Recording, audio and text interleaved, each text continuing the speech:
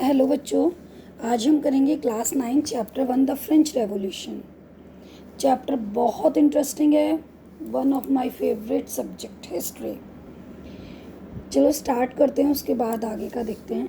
On the morning of 14 जुलाई 1789 the city of Paris was in a state of alarm. Alarm ये आपका घर वाला अलार्म नहीं है, अलार्म मतलब चारों तरफ अफरा तफरी मची हुई थी 14 जुलाई 1789 को। The king had commanded troops to move into the city. राजा ने कमांड कर दिया था, आदेश दे दिया था। ट्रूप्स होते हैं, पेंसिल लेकर बैठिए, साथ के साथ मीनिंग लिखिए। ट्रूप्स मतलब सेना का ग्रुप। सेना भेज दी थी सिटी में। Rumours spread that he would soon order the army to open fire upon the citizens. Rumours मतलब अफवाह फैली हुई थी कि राजा जल्दी ही आदेश दे देगा कि आप सिटीजन्स को मार दो। सम 7,000 men and women gathered in front of town hall. Town hall के सामने 7,000 लोग इकट्ठे हो गए थे, इसमें मेल और फीमेल दोनों थे। And decided to form a people's militia. People's militia मतलब इतने सारे लोग इकट्ठे हो गए और उन्होंने अपनी एक अलग से मिलिट्री बना ली। They broke into a number of government buildings in search of arms. Arms मतलब हथियार। हथियारों की खोज के लिए उन्होंने बहुत सारे गवर्नमेंट बिल्डिंग्स को तोड़ दिया। Finally, a group of several hundred people marched toward the eastern part of the city. Finally, अंत में एक काफ़ी सारे 700 people, लगभग several hundred people, बहुत सारे लोगों का group eastern part of the city में गया and storm the fortress prison. Fortress prison का मतलब है एक जेल, किला रूपी जेल थी, मतलब एक किला था, उसको जेल बनाया हुआ था। The Bastille, mark the word Bastille, Bastille का किला बोलते हैं इसको। Where they hope to find hoarded ammunition, वहाँ उसको तोड़ फोड़ करके उन्होंने अब पावर पाना चाहते थे। In the armed fight that followed the commander of the Bastille was killed. इस फाइट में जो कमांडर था बेस्टाइल किले की, जो देखभाल करता था, मतलब हेड था, वो मर गया। एंड प्रिजनर्स रिलीज्ड, और वहाँ के कैदियों को क्या दे दिया, रिलीज कर दिया गया। Though there were only 7 of them, yet the Bastille was hated by all. बच्चा ये एक क्वेश्चन बनता है, why the Bastille fort was hated by all, मतलब जो कॉमन पीपल थे वहाँ के लोग बेस्टाइल के किले से क्यों नफरत करते थे। इसके मैं पॉइंट्स बताने वाली हूँ आपको, please mark these lines. Yet the Bastille was hated by all, Bastille के किले से सब नफरत करते थे, because it stood for the despotic power of the king. Despotic मतलब निरंकुश, राजा की जो निरंकुश पावर थी उसको दिखाता था ये बेस्टाइल का किला, इसलिए वो उससे नफरत करते थे। The fortress was demolished and the stone fragments were sold. Fortress को तोड़ दिया गया, मतलब जो फोर्ट था उसको तोड़ दिया गया, और जो उसके पत्थर थे ना वो भी मार्केट में बेचे गए, जो कि उसको अपने घर में रखना चाहते थे। और डिस्ट्रक्शन मतलब विनाश, जो उस विनाश का, वो जो बेस्टाइल का किला तोड़ा था उस विनाश का प्रूफ अपने घरों में रखना चाहते थे, तो वहाँ पर बेचा गया है। The days that followed saw more rioting both in Paris and countryside. जो यहाँ पर जो रियॉट्स हुए थे, रियॉटिंग मतलब दंगे हुए थे, वो दोनों में हुए थे, पेरिस में भी हुए थे और गांव में भी हुए थे, मतलब जो उसके आसपास के गाँव होंगे।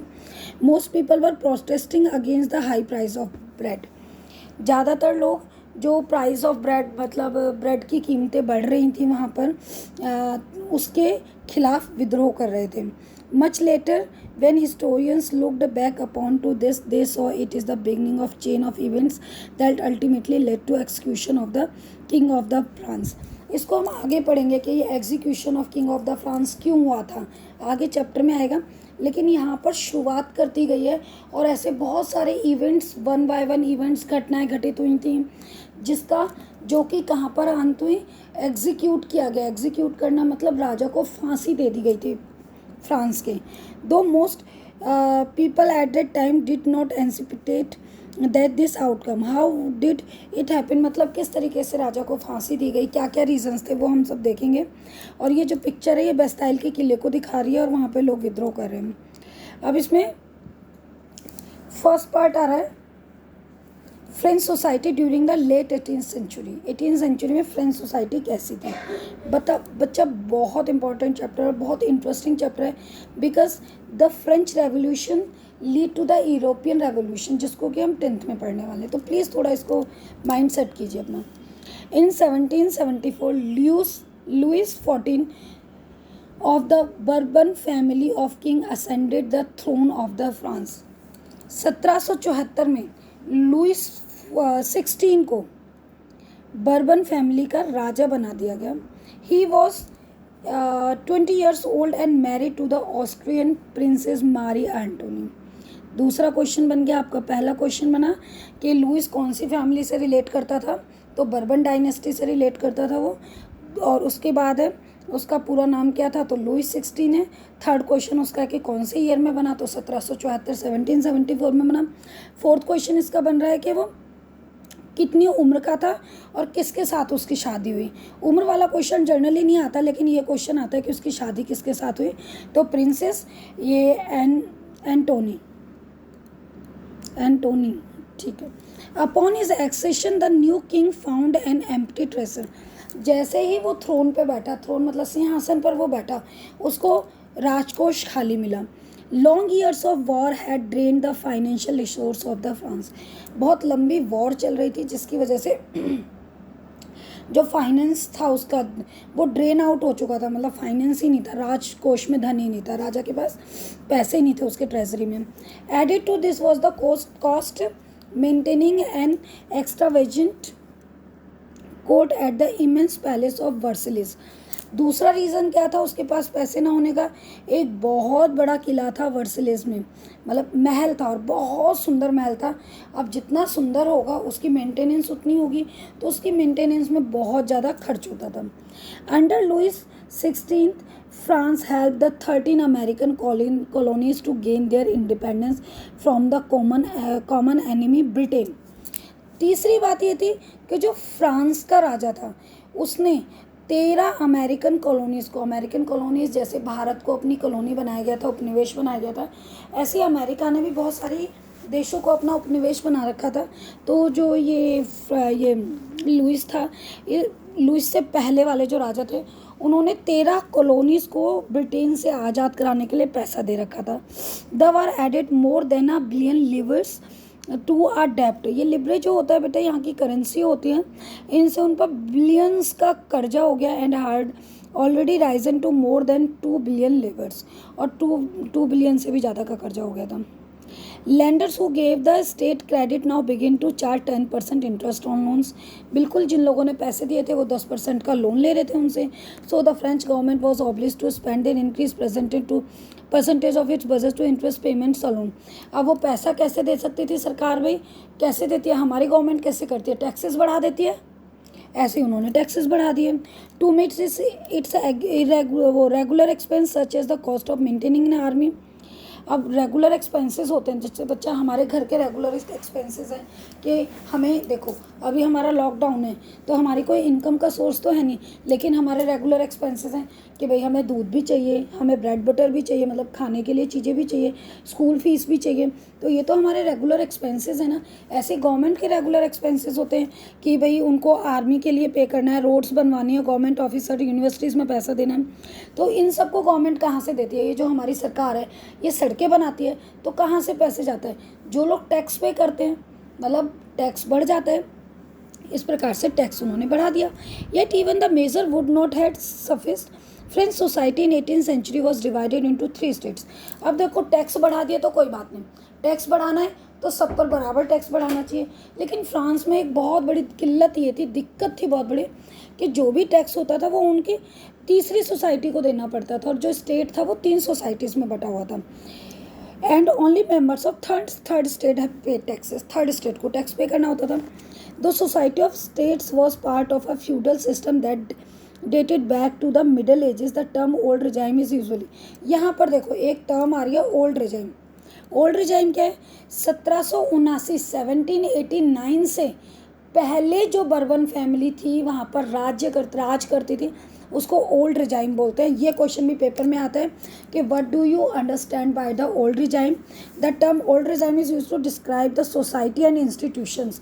जो भी वहाँ की सोसाइटी थी, जो भी वहाँ पर इंस्टीट्यूशन शासन करते थे, उसको क्या बोलते हैं हम लोग? ओल्ड रिजाइम बोलते हैं। फ्रांस में, जो कि कब थी? 1789 से पहले थी। Figure 2 shows that the system of states in French society was organized।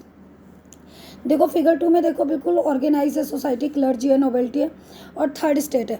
Third state में भी बिग बिजनेसमैन है, मर्चेंट्स हैं, और आपका कोर्ट ऑफिशियल्स हैं, लॉयर्स एक्सेट्रा। उसके बाद पीजेंट्स और आर्टिशियंस आते हैं, उसके बाद small peasants and landless labour आता है।